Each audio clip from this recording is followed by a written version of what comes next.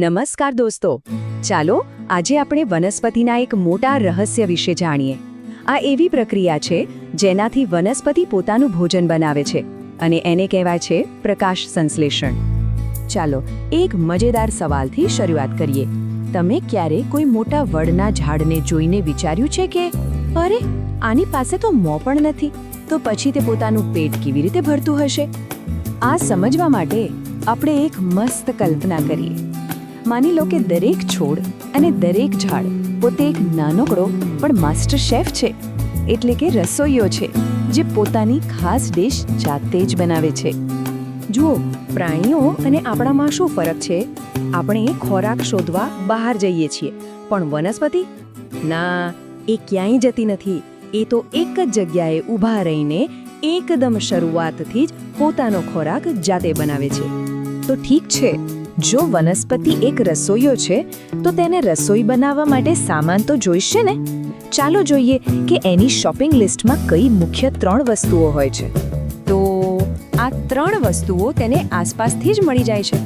પહેલું, સૂરજદાદા પાસેથી ભરપૂર શક્તિ એટલે કે સૂર્યપ્રકાશ. બીજું, જમીનમાંથી પોતાના મૂળિયા વડે પાણી. અને ત્રીજું, હવામાંથી કાર્બન ડાયોક્સાઇડ નામનો એક વાયુ. હવે દરેક રસોઈયા પાસે કોઈ ખાસ સાધન હોય છે ને? બસ એમ જ વનસ્પતિ પાસે પણ એક જાદુઈ મદદગાર છે જે તેના રસોડામાં એટલે કે તેના પાંદડાઓમાં છુપાયેલો છે. અને આ જાદુઈ મદદગારનું નામ છે હરિતદ્રવ્ય, જેને ક્લોરોફિલ પણ કહે છે. આના કારણે જ પાંદડા લીલા દેખાય છે.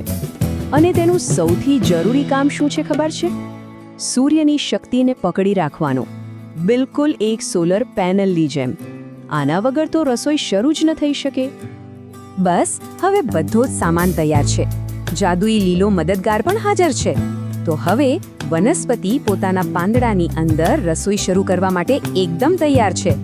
તો પાંદડાની અંદર વનસ્પતિ સૂર્યની ઊર્જાનો ઉપયોગ કરીને પાણી અને કાર્બન ડાયોક્સાઇડને ભેગા કરે છે.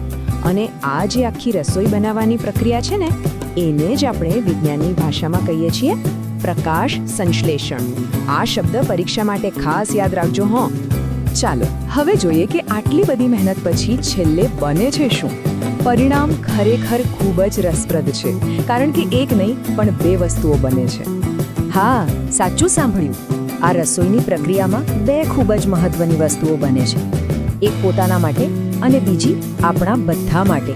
તો જ્યારે સૂર્યપ્રકાશ, પાણી અને કાર્બન ડાયોક્સાઇડ ભેગા થાય છે ત્યારે વનસ્પતિનો ખોરાક તૈયાર થાય છે, જેને ગ્લુકોઝ કહે છે.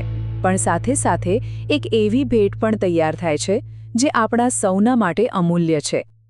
ગ્લુકોઝ એક પ્રકારની ખાંડ છે જે વનસ્પતિને મોટા થવા માટે તાકાત આપે છે. અને જે બીજી વસ્તુ બની એટલે કે ઓક્સિજન, એને તે એક ભેટ તરીકે હવામાં છોડી દે છે. અને આ જ ઓક્સિજન છે જેની આપણને સૌને શ્વાસ લેવા માટે જરૂર પડે છે. એના વગર તો આપણે જીવી જ ન શકીએ. તો વિચારો, કેટલી અદ્ભુત વાત છે. જ્યારે પણ કોઈ વનસ્પતિ પોતાનું ભોજન બનાવે છે ત્યારે તે આપણા માટે શ્વાસ પણ બનાવે છે.